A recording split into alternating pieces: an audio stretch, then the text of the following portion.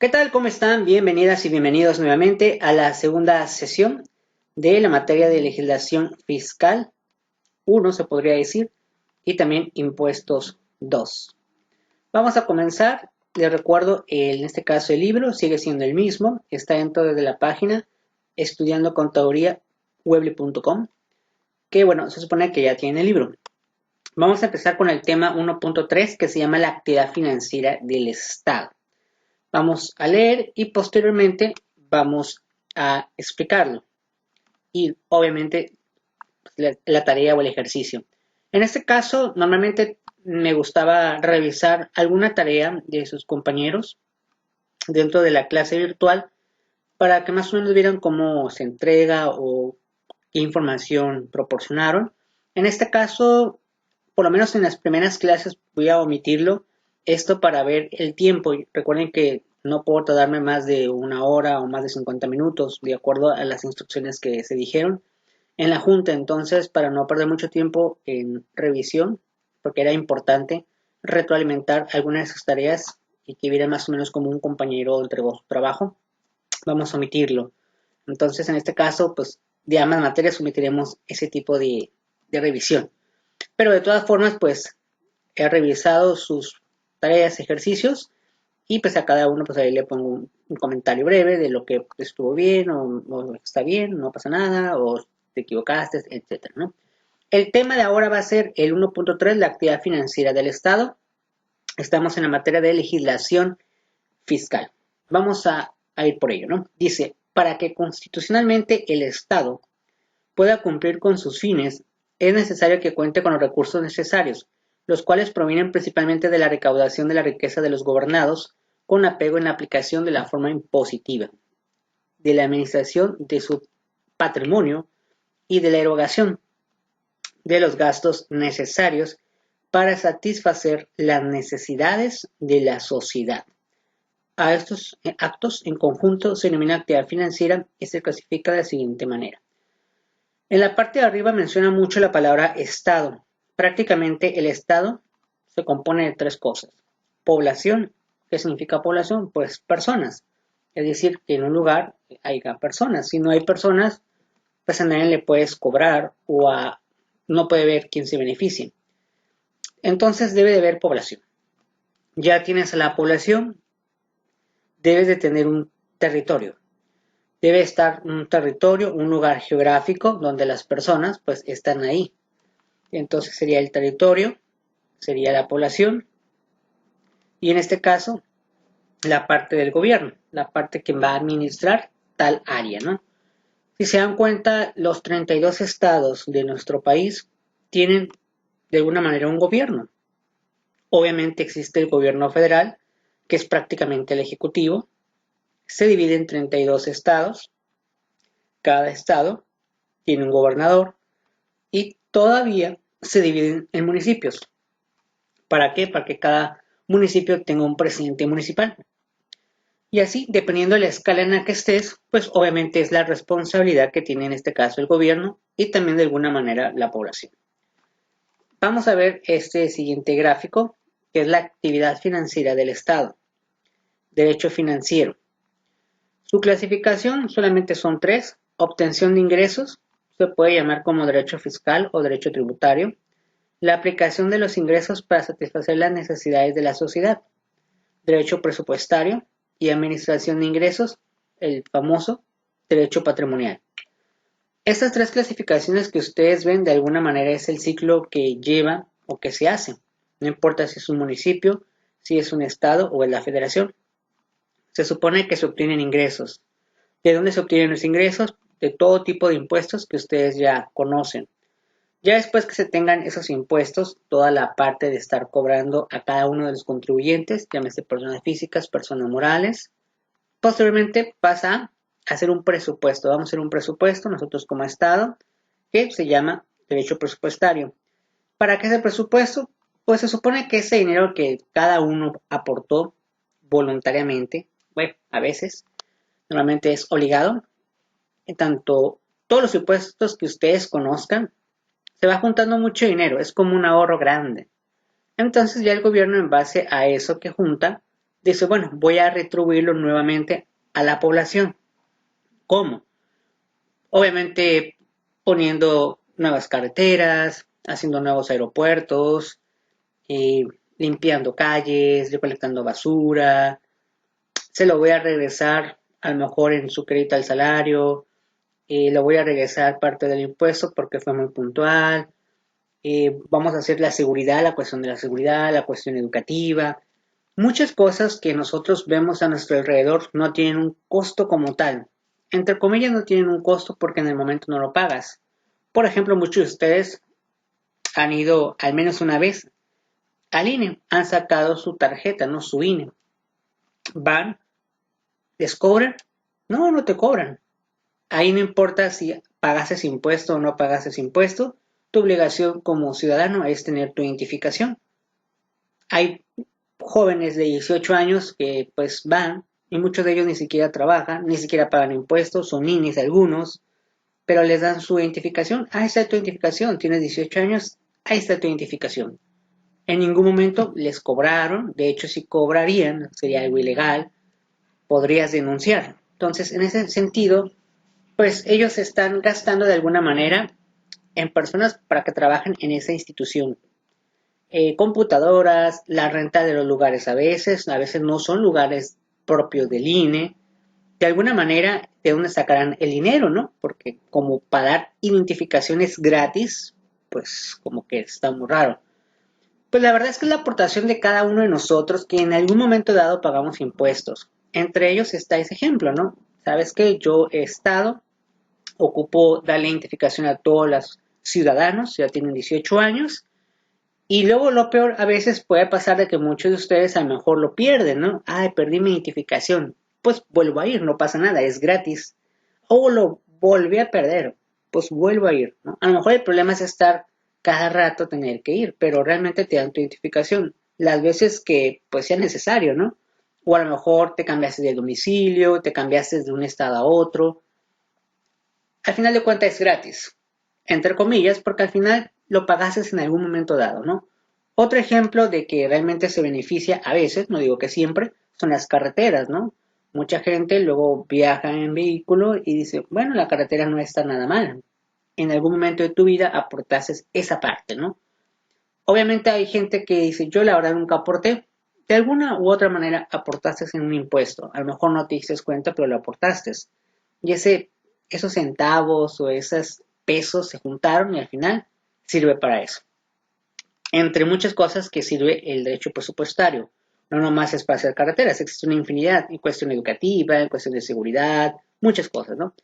Después, la parte de administración de ingresos es el derecho patrimonial. Muchos de ustedes han escuchado, sobre todo hay un boom de que los gobiernos deben de declarar, obviamente, su administración de ingresos, es decir, su parte de ingresos que ellos tienen.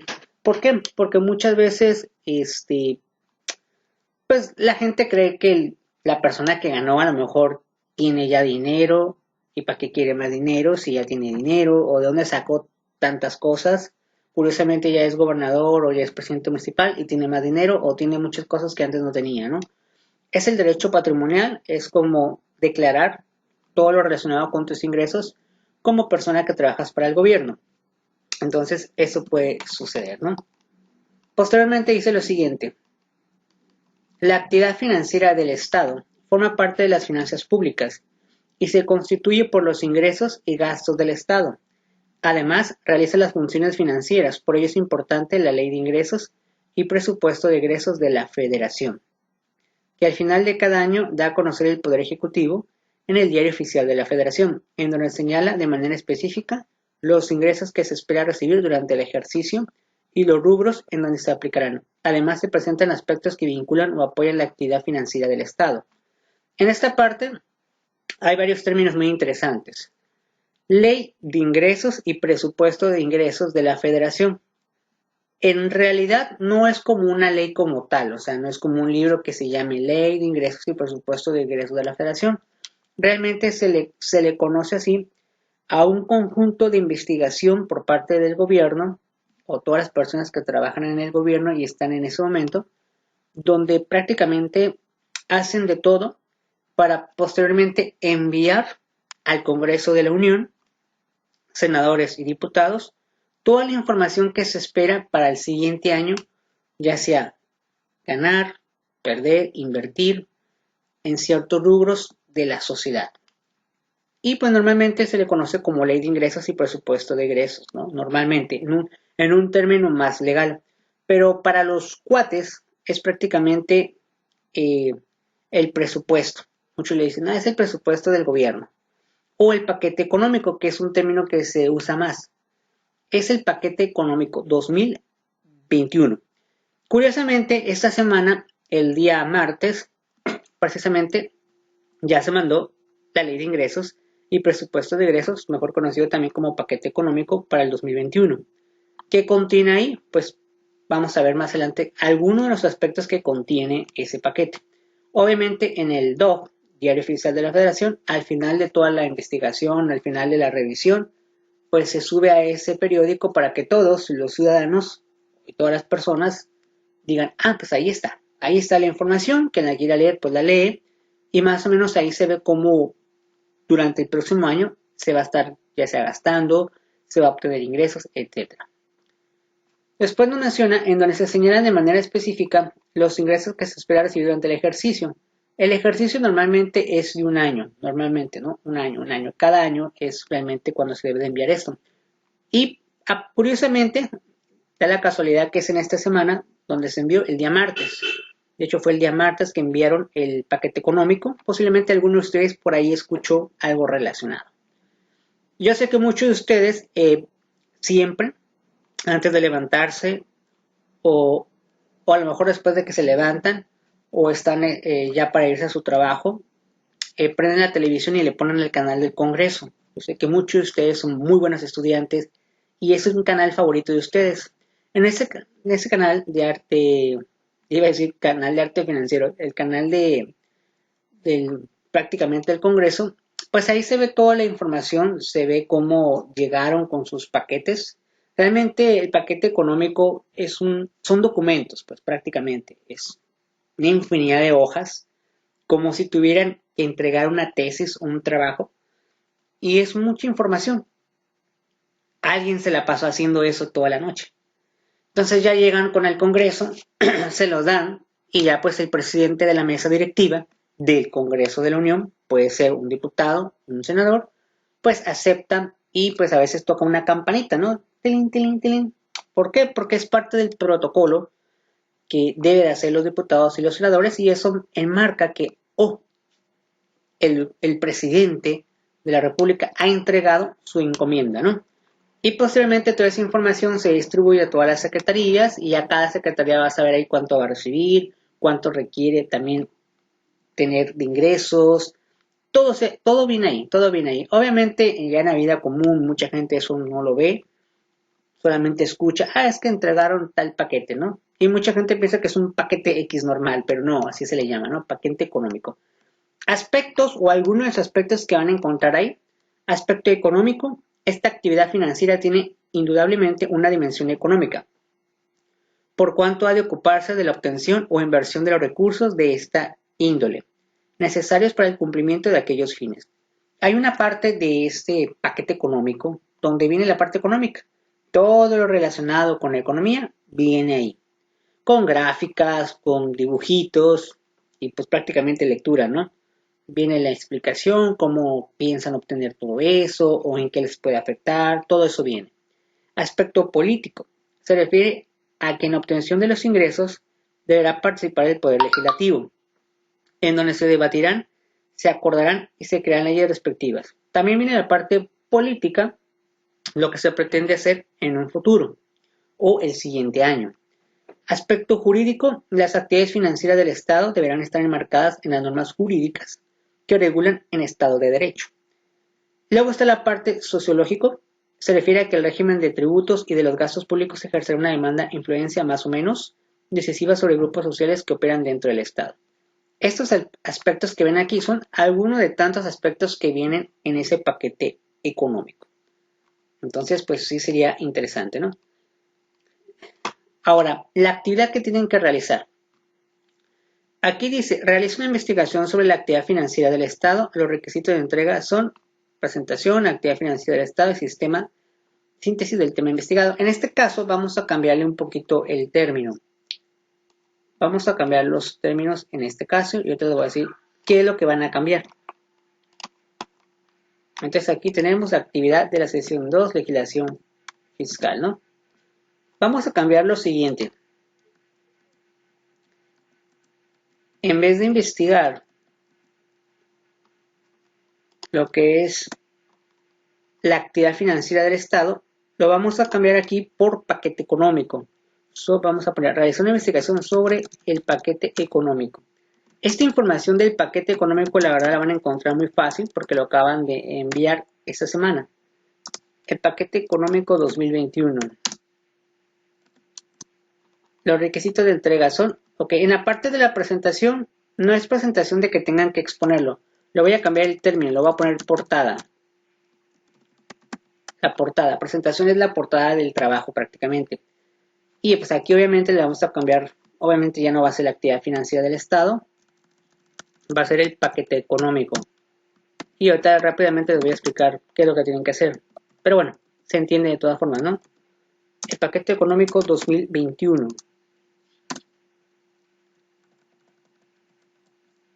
Ok, les voy a explicar qué tienen que hacer. Usted lo único que tienen que hacer es darle una ojeada. Bueno, también investigar así de una forma breve todo lo relacionado con el paquete económico 2021. Por ejemplo, si tienen dudas de cómo, ¿qué es en sí un paquete económico? Características del paquete económico, cómo se compone, a lo mejor hay requisitos, a lo mejor tienen que ser 1000 hojas, 500 hojas. Todo ese tipo de cuestiones la pueden investigar. Paquete económico 2021. Obviamente al investigar el paquete económico 2021 van a investigar que existen diferentes rubros, como los que vimos, aspecto sociológico, aspecto económico, político, hasta aspecto deportivo, aspecto de impuestos, todo va a venir si se dan la oportunidad de leerlo. Son bastantes hojas ese paquete, pero bueno, traten de poner lo más importante, lo relevante de un paquete económico. Esa es como la investigación, nada más la investigación. Después, la síntesis del tema investigado. Esto es como ya una opinión, entre comillas, de lo que a ustedes se les hace interesante del paquete económico. Van a ver cifras, van a ver cantidades, van a ver rubros, van a ver todas las secretarías divididas y cuánto dinero le toca a cada uno. Van a ver muchas cosas si lo investigan a un 100%, ¿no? Obviamente, en la parte del paquete económico no es necesario poner todo el paquete económico como tal, pero sí fragmentos de cada uno de los rubros. Y obviamente síntesis del tema investigado, que sería su reflexión de alguna manera, y la bibliografía, pues en este caso va a ser paquete económico, pero a lo mejor algunos de ustedes se apoyan en algún libro que se especifica en hablar solamente del paquete económico. Y pues prácticamente sería esta primera actividad de esta sesión. Posteriormente vamos con el siguiente tema. Este tema ya lo hemos visto, pero bueno, forma parte de la legislación fiscal, que es las fuentes formales del derecho fiscal. Vamos a leerlo, es algo que esto ya lo saben, y dice así: de los aspectos que se expusieron anteriormente con respecto a la norma jurídica fiscal que el Estado debe considerar para las imposiciones tributarias, es necesario conocer su proceso y sus relaciones generadas en el ámbito de la legalidad, las cuales deben estar reglamentadas por leyes y normas jurídicas aplicadas en cada caso. Las formas o formas de integración de las normas jurídico-fiscales se refieren al proceso de manifestación mediante el cual se va estructurando y formando el derecho fiscal. A esto se denomina fuentes formales del derecho. Por fuentes se entiende el proceso de creación y estructuración de las normas jurídicas tributarias, así como los procedimientos, formas, actos o hechos y demás medios de creación e interpretación, de los cuales tienen su origen los principios y leyes en general. Quiero aclarar que toda esta parte que acabamos de leer aplica para todo tipo de leyes. Obviamente nosotros estamos enfocados a la legislación fiscal, cuestiones de impuestos, pero estos mismos dos párrafos que acabamos de leer puede ser utilizado para a lo mejor otra materia. Por ejemplo, imagínate que ustedes fueran enfermeros y estudiáramos en la carrera de medicina.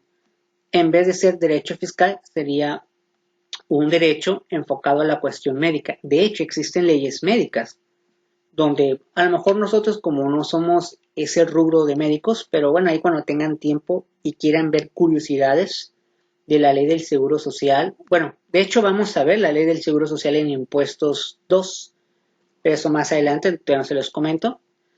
Pero no tanto ese tipo de impuestos, porque al final de cuentas se relaciona con impuestos. El himno, que te voy a quitar una aportación, todo eso, pero la parte de la salud, lo que es la cuestión de salud. Si han tenido la oportunidad de leer la ley de salud, hay apartados que incluso te definen qué es un paciente. Algo que a lo mejor muchos de ustedes dicen, pues, ¿qué significará paciente? Realmente la palabra paciente viene de eso, de paciencia. Tienes paciencia para esperar en un lugar y ser atendido por un médico. Entonces, en esa ley de la cuestión de salud, te vienen todos los procedimientos, parecido como una ley dice así, vienen todos los procedimientos de qué derechos o obligaciones tienes como médico, cualquier tipo de, ahora sí que ejerzas, ¿no? Desde cirujanos, enfermeros, médicos generales, médicos especializados en algo. Toda esa ley viene todo ese tipo de cosas. Viene también cómo al paciente se le debe atender, qué pasa si no se le atiende al paciente. Vienen muchas cosas. Igual hay una normatividad, obviamente enfocada a cuestiones de salud. En este caso estamos viendo la fiscal, pero estas fuentes formales aplica para todas las leyes, no solamente cuestiones fiscales. No más que obviamente yo lo enfoco a esto porque ese es el tema. La Constitución, que ya lo habíamos visto, solamente esto es como un repaso. Dice, la Constitución es la fuente por excelencia del derecho. En cuanto se determina la estructura del Estado, las formas de gobierno, la competencia de los órganos constitucionales y administrativos, los derechos y deberes de los ciudadanos, la libertad jurídica y determinados problemas básicos de una comunidad, elevados a la categoría de constitucionales para mantenerlos permanentemente fuera de los vaivienes de los problemas políticos cotidianos. En relación con lo anterior, el derecho fiscal se enmarca en el artículo 31, fracción 4 de la Constitución, que ya lo hemos visto muchísimas veces. Prácticamente ahí está fundamentado el pago de los impuestos, que indica la obligación de contribuir al gasto público de manera proporcional y equitativa a nuestra productividad, así como la facultad constitucional que se crean leyes fiscales que beneficien a la población. Hasta ahí, pues, prácticamente, en cuestión de impuestos, ese es el fundamento legal. Obviamente, cada rubro tendrá un fundamento legal. La Constitución, recuerden que es prácticamente de ahí se originan todas las leyes, reglas, normas, de ahí salen, ¿no? La Constitución Política de los Estados Unidos Mexicanos también se le conoce como la Carta Magna, se le conoce como la madre de todas las leyes, también se le conoce como el libro sagrado, también se le puede conocer como la ley fundamental. Son nombres que se les proporciona, pero lo más, vaya, ideal es llamarle Constitución Política de los Estados Unidos Mexicanos. Ya como dato ahí perturbador, ha habido 4 constituciones en nuestro país. Cada vez que pasa una constitución a otra son por cuestiones políticas, sociales y también cómo cambia la sociedad. La última constitución que se hizo fue en 1917, fue un martes 5 de febrero de 1917 a las 12 horas en el Teatro Santa Ana de Querétaro. Actualmente creo que todavía existe ese teatro de Querétaro. Ahí fue realmente donde se agarró todas las personas y firmaron, ¿no? Esa ley actualmente es la que nos rige. Obviamente, en 1917 ha tenido muchos cambios. No es como que es la original ahorita. No, ahorita ya no es tanto la original porque ya le han cambiado muchas cosas. Pero ya de ahí no ha habido otra como revolución que digan, no, no, vamos a cambiarla de cero otra vez.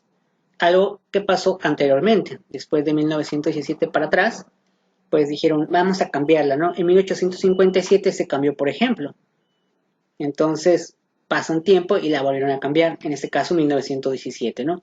Eso es simplemente es un dato perturbador. Bueno, la ley, de acuerdo al artículo 31, fracción 4, que ustedes ya saben que dicen, y con el artículo 73, fracción 7 de la Constitución Política de los Estados Unidos Mexicanos, el Congreso Federal se encarga de emitir leyes que sean útiles a la sociedad. Se supone que es para el beneficio de todos, ¿no? Y así el Estado pueda cumplir con la obligación de satisfacer el gasto público, como la ley de ingresos para recaudar las contribuciones que se legislen y la ley de ingresos para erogar el gasto, así como el mandato constitucional para contribuir al gasto público de manera equitativa y proporcional, según, ¿no? En la vida real. En este sentido, se puede indicar que la ley es una regla del derecho que emana del Poder Legislativo y promulgada por el Poder Ejecutivo. También ya vimos cuál es el proceso de cómo se crea una ley, que literalmente, así como lo vimos en clases pasadas, así se hace. Realmente así es la cuestión. Yo sé que algunos de ustedes les gusta ver mucho el canal del Congreso y ahí, así como nosotros lo vemos a lo mejor en teoría, que dicen, no, pues hay una iniciativa, después de la iniciativa hay una discusión y después de la discusión hay una votación. Eso realmente en la vida real sí se aplica. Cuando tengan oportunidad de ver este canal del Congreso, que bueno, vamos a dejar una tarea relacionada, les voy a dejar una tarea relacionada con eso, pero bueno, ahorita más adelante les comento de qué trataría. Porque yo sé que muchos de ustedes son muy buenos en ver la televisión y sobre todo todas las mañanas lo primero que hacen al prender la televisión es canal del Congreso. Eso es lo que hacen. Y antes de dormir, canal del Congreso. Bueno, dice, en este sentido se puede indicar que la ley es una regla del derecho que emana del Poder Legislativo y promulgada por el Poder Ejecutivo. ¿Quién es el Ejecutivo? El presidente de la República Mexicana que esté en su momento. Podemos decir que el Ejecutivo es el único que cambia cada 6 años.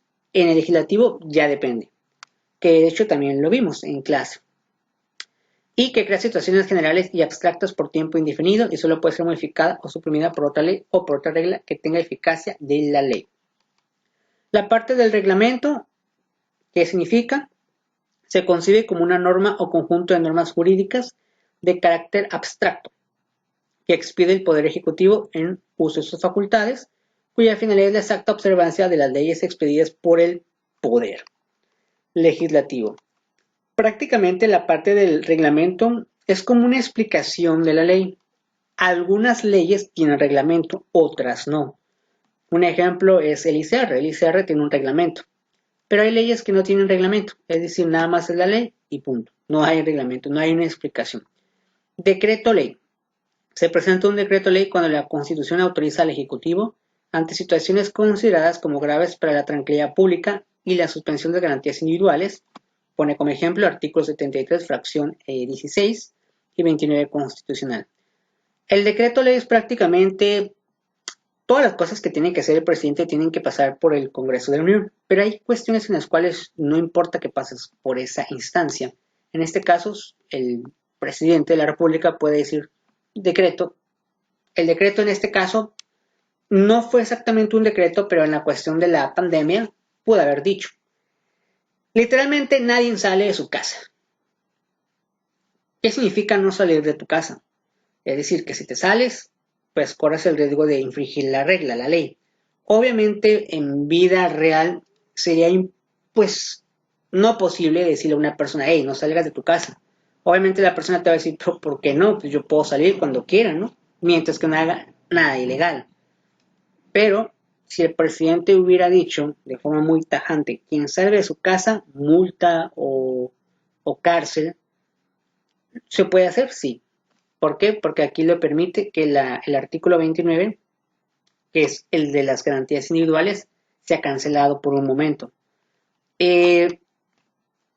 Por fortuna, digo, no ha pasado, pero en algunas ciudades del país llegaron a hacer eso, o han escuchado el famoso toque de queda, que es algo parecido, donde te dicen no puedes salir. Realmente, pues nadie te puede prohibir salir de tu casa, o sea, puedes salir de tu casa. Obviamente cada quien corre el riesgo si sales en la noche o sales en el día, ¿no? Cada quien, o sea, la vida es un riesgo. Pero de que alguien te prohíba no salgas de tu casa, porque yo te lo digo, pues realmente sería algo ilegal que te hagan eso. Obviamente, a menos que tengas un problema legal y te quieras ir a otro país cuando tienes un problema legal. En esos casos, pues obviamente no. Entonces, el decreto ley, entre algunas cosas que puede pasar, pues es obviamente por un momento dado decir, no tienes garantías individuales. Decreto delegado se identifica a un decreto delegado ante la Constitución, autoriza al Poder Ejecutivo, es decir, al presidente de la República Mexicana, para emitir normas con fuerza de ley por tiempo limitado y para obtener definidos. Por ejemplo, la delegación de facultades para legislar en materia tributaria a favor del presidente. Artículo 131, segundo párrafo de la ley fundamental. ¿Cuál es la ley fundamental? La Constitución Política de los Estados Unidos Mexicanos, en la que el presidente puede aumentar o disminuir tarifas de impuestos de importación para regular el comercio exterior. Entonces, también existe la posibilidad de que el presidente de la República un día diga, necesitamos subir aranceles, pero ya, o sea, ya. En ese caso no fue ni tuvo la necesidad de ir al legislativo, todavía pedir autorización, que voten. En esos casos no, porque es un decreto delegado. Después la parte de los circulares se deriva del reglamento, también se maneja como una disposición administrativa solo que el reglamento únicamente lo puede expedir el presidente de la República y la circular la expiden funcionarios superiores de la administración pública. Las circulares se puede decir que son como documentos jurídicos, legales, con firma, escudos, en el cual te mencionan, te dicen qué tienes que hacer o qué no tienes que hacer, avisos, notificaciones. Normalmente todo ese tipo de gamas son circulares. La jurisprudencia dice tiene una gran importancia como fuente formal del derecho, ya que la mayoría de las reformas e innovaciones que se introducen en esta ley, ya sea porque se detectan errores o se precisen conceptos, obedecen a sentencias que los órganos jurisdiccionales han emitido en una serie de casos análogos. ¿Ok? Análogos. Dice la jurisprudencia por sí misma no modifica, deroga o crea leyes fiscales, sino que únicamente puede determinar la conveniencia y en su caso el contenido de la modificación, derogación o creación de esas leyes que se haga a través de los órganos competentes, para ello para la creación de leyes por los órganos competentes, por lo que la jurisprudencia no es una fuente formal, sino una fuente real de las leyes fiscales. Prácticamente esta parte de la jurisprudencia, a veces pues en la vida real, pues a veces se equivocan los jueces, se equivocan o a veces pues desgraciadamente no aplican las leyes como deberían, ¿no? ¿Cuántas veces no hemos escuchado que realmente el culpable, o sea, que realmente sí era culpable, fue inocente? O sea, o el que era inocente fue culpable, o le dan cantidades de años exagerados cuando lo que hizo fue robar un gansito, por ejemplo, ¿no? Entonces, alguien roba un gansito, le dan como 10 años de cárcel y otro roba millones de pesos y le dan meses, ¿no? Dices tú, como que no hay coherencia, ¿no? O alguna persona pagó con billete falso y le dan 5 años. Y otra persona que tenía muchos billetes falsos, resulta que le dieron meses, ¿no? Dices tú, ¿cómo puede ser posible? La jurisprudencia sirve como para sanar el error o a veces los jueces no tienen como experiencia o tienen experiencia de otros casos muy parecidos. Hay muchos casos muy parecidos y se pueden basar con otros casos para tomar la decisión de algo. Normalmente la parte de la jurisprudencia lo hacen los jueces. De hecho, también existe un canal relacionado a ese tipo de situaciones que es el canal Justicia TV. Ya le pusieron Justicia, antes se llamaba el canal judicial. A mi punto de vista sonaba mejor canal judicial, que es igual parecido al canal del Congreso, nada más que aquí se basa ya en cuestiones de la Suprema Corte de Justicia, que es otro canal que yo sé que muchos de ustedes ven, después de que terminan de ver canal del Congreso, le cambian inmediatamente el canal judicial. Y bueno, esa es una jurisprudencia que puede ser utilizado como libros, tesis, ver instancias, etcétera, para pues, ver si la persona va a ser culpable o inocente, ¿no? Entre muchos casos. La doctrina es una fuente real y no una fuente formal del derecho fiscal, ya que le corresponde desarrollar y precisar los conceptos contenidos en la ley. Normalmente la doctrina se puede utilizar como también como antecedentes, como utilizar tesis, libros o utilizar cosas para dar una solución a un tema, ¿no? Que a lo mejor no se tiene la experiencia. Pero bueno, son conceptos que se utilizan. Y tratados internacionales. Los tratados internacionales son los convenios o acuerdos entre estados acerca de cuestiones diplomáticas, políticas, económicas y culturales. De este modo, los estados que intervengan crean normas jurídicas de observancia en general en los respectivos países, de cual constituye una fuente formal del derecho. Prácticamente los tratados internacionales son tratados que se hacen con otros países en muchas cuestiones políticas, sociales, etcétera, ¿no? ¿Esto con qué finalidad? Pues la finalidad es que estén a la par, ¿no?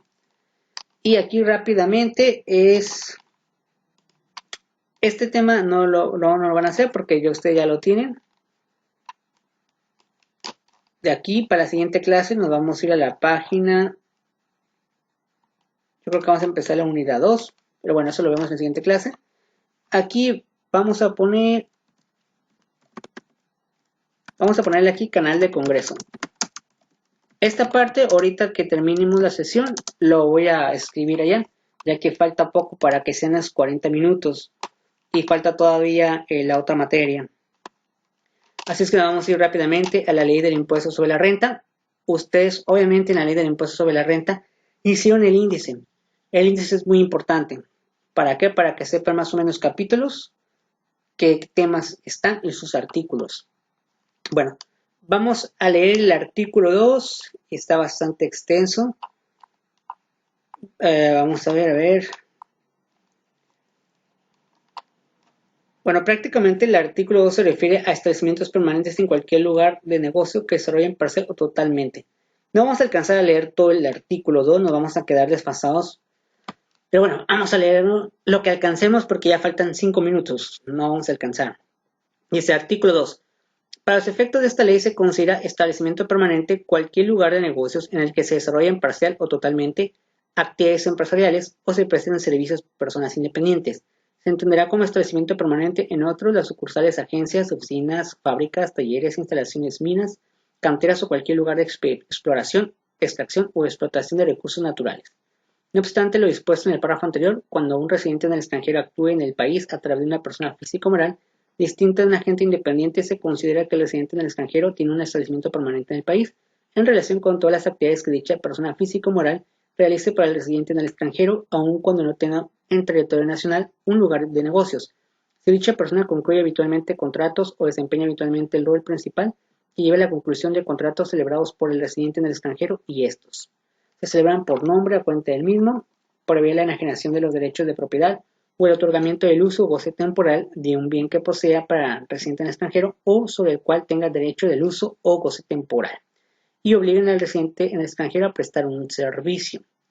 Bueno, no vamos a alcanzar, pero les voy a explicar rápidamente de qué trata. Faltan 4 minutos. Prácticamente el artículo 1, el artículo 2, habla mucho sobre los establecimientos permanentes que tienen las personas.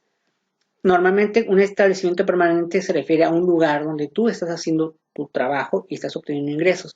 No necesariamente, a veces tiene que ser como una oficina. Puede ser un taller, puede ser un almacén, puede ser un espacio a lo mejor sin techo, pero es un establecimiento permanente. También te menciona que a veces, no importa si eres extranjero, tienes actividad en el país, es un establecimiento permanente. Pero también hay ocasiones que el establecimiento permanente no es tanto físico, es como virtual, que ya lo habíamos visto en ejemplos anteriores, en el caso de Netflix. Bueno, en este caso van a tener que ustedes sí trabajar un poquito. Solamente vamos a ver el artículo 2, que era el único que interesaba, porque ya la siguiente semana ya nos vamos a ir un poquito ya a uno de los rubros del ICR. Vamos a poner aquí ICR, el trabajo que tienen que hacer. Van a tener que leer el artículo 2 y dar una opinión.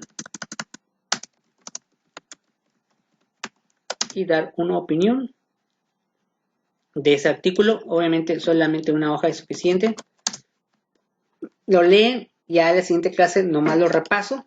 Y ahora sí, ya a la siguiente clase nos vamos a ir al capítulo de RIF, que eso es lo que vamos a ver. Ya ahora sí más enfocado a este rubro.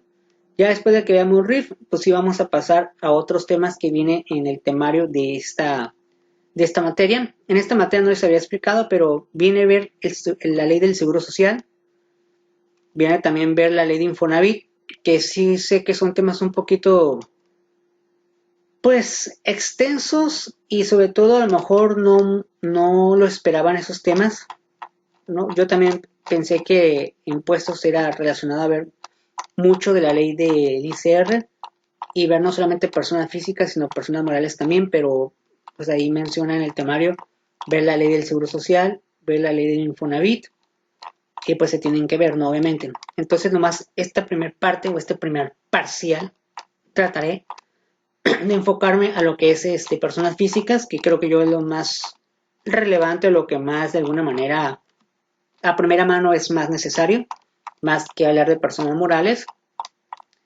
Y entonces para la siguiente clase eso es lo que vamos a empezar a ver, para que pues nos pueda alcanzar el tiempo, ¿no? Porque ya falta poco para los 40 minutos. De hecho falta menos de un minuto, entonces pues ahí nos quedamos, ¿no? Sería ver el artículo 2, sería artículo 2, leerlo, así nomás de que lo van a leer, poner su opinión en una hoja y es todo. Ya la siguiente clase rápidamente lo explico y ahora sí comenzamos con personas físicas, en este caso sería lo que es el RIF. Y una vez el artículo 5. Bueno, hay que transcribirlo, o pues yo creo que van a dar copy-paste, ¿no? Transcribir transcribir el artículo 5º de la Constitución. Eso de todas formas se los voy a acomodar ahorita terminando la clase. El artículo 5º de la Constitución tiene mucha relación con el RIF. Muchos dirán que tiene que ver, ¿no? Pero bueno, ya que lo vemos en la siguiente clase, pues se van a dar cuenta que sí, tiene que ver mucho el RIF, que es el régimen de incorporación fiscal, que es algo nuevo. Fue uno de los cambios que se hicieron. Entonces, tiene algo que ver con el artículo 5º. Y nos vamos a enfocar ya a terminar ese artículo, solamente que el artículo 1 y el artículo 2 era necesario que lo vieran, para que vean que tanto personas físicas y personas morales pues ocupan tener un establecimiento permanente, o no necesariamente a veces tener un establecimiento permanente físico, mas sin embargo sigue recaudando ingresos. ¿Para qué? Para posteriormente pagar impuestos, tanto físicas como personas morales.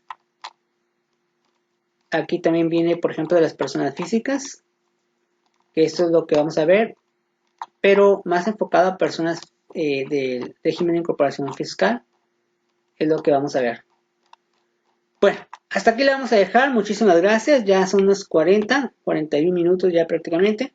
Nos vemos en la siguiente clase. Pues no podemos sostenernos más, pues bueno, así son las reglas. Y pues muchísimas gracias a cada uno de ustedes. Muchísimas gracias y nos vemos hasta la próxima. Referente a la exposición. Les voy a enviar la exposición en un documento. Lo voy a poner en su Classroom. No tengo abierto ahorita el Classroom aquí. Lo voy a poner en la parte de novedades para que vean su nombre y tema a exponer y la fecha de entrega de su exposición. Y ya en la siguiente clase, de forma breve, les explico cómo sería una exposición, pero ustedes ya saben, ya la hicieron en materias pasadas. Y bueno, pues hasta aquí nos vemos, ¿no? Muchísimas gracias y nos vemos hasta la próxima. Muchísimas gracias. Hasta luego.